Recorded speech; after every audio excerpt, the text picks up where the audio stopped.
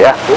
Hey guys, Clay standing here at Cars and Coffee with Wes. Hey Clay, thanks for having me. Wes, good morning. Yeah, good morning, sir. So, love this thing, man. When it came out, it's every car guy's fantasy is to see a diesel Wrangler. Amazing Jeep hasn't figured out yet that we need to do something. Maybe not this, but... Well, yeah, this probably isn't everybody's taste. Yeah, it's not everybody's taste, but I particularly like it. So this is YJ. No, this is a TJ. Yep, this is a 1998 TJ. It's got a Cummins 4BT out of an old Wonder Bread truck. Yep. 3.9 liter? Yeah, it's a 3.9 liter. Cummins had just reconditioned the engine prior to me buying it. So it has slightly oversized piston, so it might be touching a 4 liter by now. Okay. I'm running a turbo off a 6-cylinder. It's an HX35W. Whole set. Yep, that's right. And it's not intercooled. I haven't intercooled it yet. So it's just straight from the turbo to the intake. Wow. No, that's funny. I know you and I were talking before. I had a 6.2 liter diesel Chevy. Sure. And you always look at the 4BTs and the 6BTs because it's like, it seems like every Frito-Lay or Wonder Bread box truck got one. Yeah, that's right. They're really, really good engines. They're absolutely fabulous motors. I mean, you can get 300,000 miles easily, either from new or from reconditioned. And so I'm sure this engine will outlast the frame and the body of this Jeep. And then I can transplant it. It's not a knock on the Jeep, it's just that the engine. Here with road salt and stuff like that. Yeah. So, very cool. So coming from the engine, we're going into the stock manual. So AX15. That's right, AX15 stock. Yep, 5-speed stock transmission. The only thing we did to it was we changed the fluid out, put royal purple fluid in it. It's a Ford clutch, Ford bell housing with an advanced adapter. Yep, plate to the Jeep AX15, and then stock transfer case NP231 to the front, and then the stock to the rear axle. The rear axle is a Ford 8.8. It's got 31 spline chromoly axle shafts. The front is a high pinion Dana 30, also chromoly axle shafts, and it's locked. So it has what's called a lunchbox locker, just from Aussie lockers. And the back is a limited slip. Dana 30, is that out of a Cherokee? Yeah, well, Dana 30, so the high pinion came out of a Cherokee. Originally this had a Dana 30 low pinion. So the high pinion, it's a reverse rotation. They say it's stronger, and I don't know. Well, I haven't broken it. We'll find out what the limits are. But let's talk about it, because with the stock transmission, what are the gears that you're running?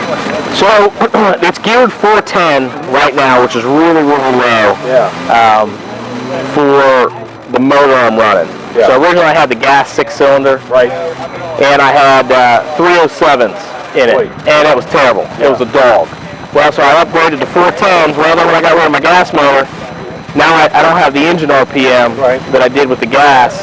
Well, so now my gears are really kind of... Yeah, they're too high. Yeah. So now you're running out of gear before you run out. Yeah, I run out of gear before I run out of power. It must sound great, though, going down the highway. It does, yeah. It's 70 miles per hour. Yeah, and the fastest it'll do, pedal to the floor with a tailwind, I've had 76.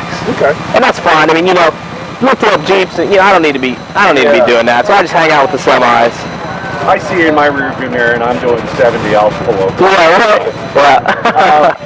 I mean, for right now, I've towed a 6,800-pound trailer with it, and we beat it in the woods, and nothing is broken. Knock on wood. That's a testament. Hopefully, especially with this powertrain, it's probably going to break in the first 1,000 miles. After I've had it done for about coming up on 2 years now. Yeah. And I love the fact that I can actually touch it. Yeah. You're not too pissed. No, people can touch it, and I mean, I bounce it off trees. So.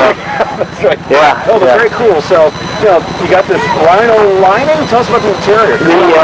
For people that can't see, I'm looking no carpet. Yeah, no carpet. Got the drain plugs pulled so that it drains easily when it rains or when we get it wet. That liner is a Raptor liner. Okay. You can get it at Napa, AutoZone, places like that. Oh, so it's DIY. Yeah. And you got the whole bathtub. And it's absolutely fabulous. It took me an afternoon. Prep is the most important. Just make sure you prep it right. Yeah. And it takes a long time to dry, though. I mean, I let the Jeep sit for a week. It really takes a long time. It's dry to touch. A couple hours. but you can chip it easily within that first 2 or 3 days. So gotta let it cure, man. Yep, that's exactly right. So of course you're running catalytic converters on this thing. Oh sure, yeah. Right. Mufflers, cats, yeah. Right. Yep. No, I love it. So you are just coming right out of that whole set. Yeah, it comes out of the whole set. I handmade all the exhaust to come up here. Now, it's a 4-inch pipe, and Big Rig Chrome Shop, I believe it is, sells a 4-inch muffler insert that you could put in the 4-inch pipe if it ever became an issue. But it's never been an issue. Nobody's ever harassed me about it. And I never fancied myself being a cop, but if I'm gonna pull over, it ain't gonna be for the lack of a muffler insert. And people either love it or hate it. Usually in the city, people don't like it as much. I love driving this thing downtown. Oh, yeah. And just rolling coal down High Street. And you know what? Even if people don't like it, I'm telling you, everybody... Yeah. Great. So, and this too, this is a custom piece? Did you have it done? No, there's a local shop, Fort Ironworks. So this is just aluminum. Yeah. And it was flat. I had them laser cut the Jeep in it. And then I went home and I drilled all the holes. And then I took it back to them and had them roll it. I didn't have any of the metal working tools to roll it. So I took it back and then rolled it. And then we just we welded standoffs to the pipe and then just captured nuts and then bolted it right to it. I see the guys are pointing like, they're going to do what now? Yeah, I told them this is what I want. They said, for what? I said, well, for a heat shield. For Jeep. Okay. Right. Yeah, I've since taken it up and showed it to them. Yeah. They wanted to see it. Oh, I love it, man. This is really cool.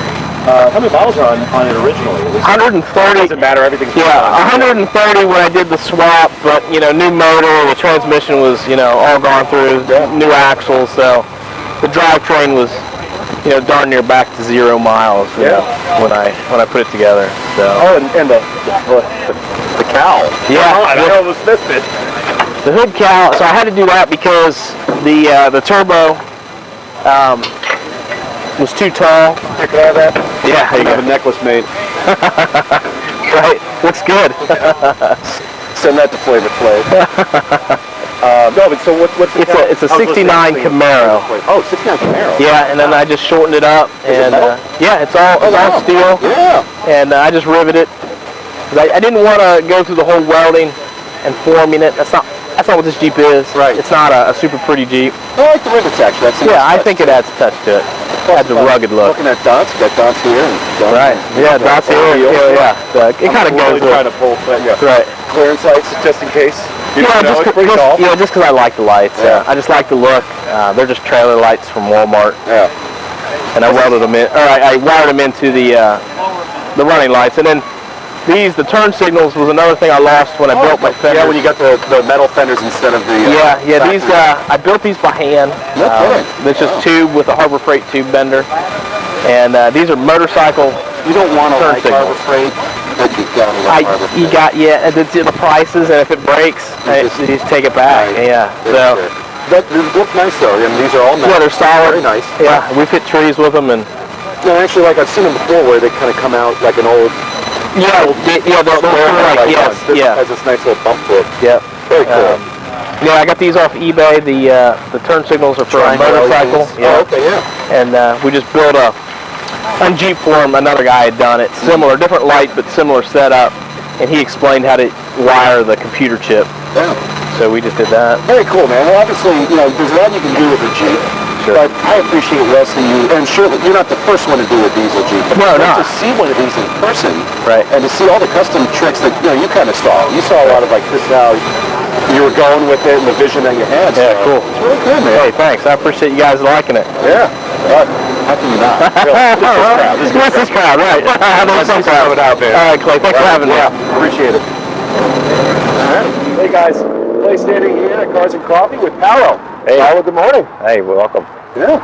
Well, so tough to miss this thing when it comes in the parking lot. Absolutely. Obviously a Eurovan. Obviously not the factory color. No, it's not. Tell us about the van. 2003 Eurovan with the VR6 engine, and when I originally got it, it was the classic silver color. Okay.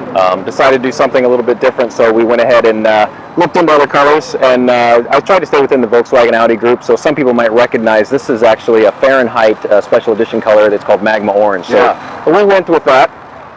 Yeah, and it's great. And considering you had a silver base, the color turned out really well. Was the roof black like that gloss black, or did you also do that as well? No, I also had that done. Yeah, absolutely. So it's really nice how this ties in well with the wheels, the lower rails, which we'll get to, and the black. It's just nice tinted windows. You get that black on orange for something this big. It's a nice cohesive color. So yeah, thanks. So originally. So tell us about the wheels.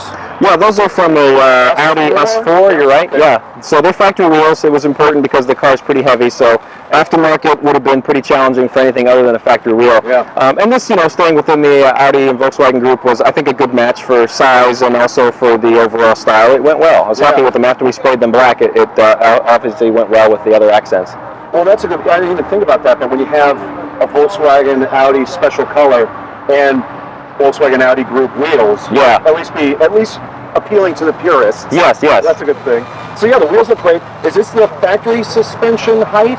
No, it's not. They do factory come quite a bit higher, but the front's pretty easy to turn down. It actually is a torsion bar system, so just adjusting the bolt, will let you drop it to whatever height you want. Wow. So then all I wanted to do was source some springs from overseas for the rear that were actually shortened to allow for me to get this lower ride height. Yeah, it looks great. Perfect stance too. The wheels really fill that out. Thanks.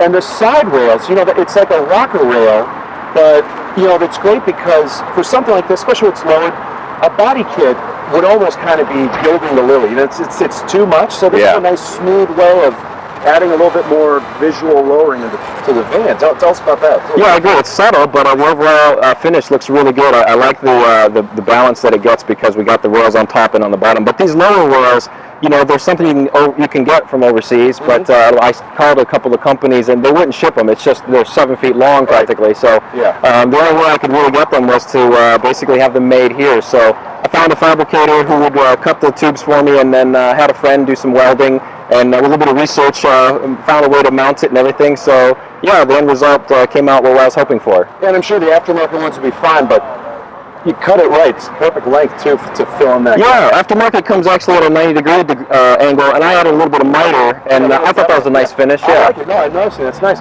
So then, with the lower, tell us about the upper rails. Those are definitely not factory. Yeah, they're definitely not factory, and they're also kind of the opposite of totally custom. This is fabricated to be exactly what you're hoping for. That, honestly, it's right off the shelf. If you go to a Pickups Plus truck kind of place, they've got those wrap rails. For the side rails. Yeah, and that's for a 6-foot bed. So I found those, and I thought the sizing was appropriate because I really wanted to add something to the top as well. So that was pretty much a complete change of what they were originally intended for. But the finished result, I think, ended up working out. Again, you're sticking with the black and orange combo. Love it. And then the tinted windows, it's nice, and kind of cleans it up. Yeah. What else? You guys, you have the 2.8 liter VR6. That's right. Yep. How many miles do you have on this thing? 162,000 now. Holy smokes! Yeah. And you're driving this thing. This is a family vehicle. It is. In a year and a half of owning it, I think I've put about 30,000 miles almost already. Wow. So yeah.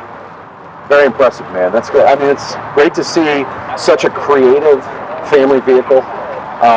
Great to see you using it, and I'm pretty sure we're not going to see another one like this anytime soon. Yeah, I agree. Not stateside. So it's been great. I've had a lot of fun with the project, and I'm actually really happy when a lot of people appreciate the final result. I think if you were to kind of sit down and just consider it on paper, taking a van, making it orange, and that kind of stuff. Most people would stop right there. That's it, right there. But the execution's excellent. Yeah, and afterwards, when it was done, I was pleased with it. So I've really enjoyed it for the past year and a half. It's been great.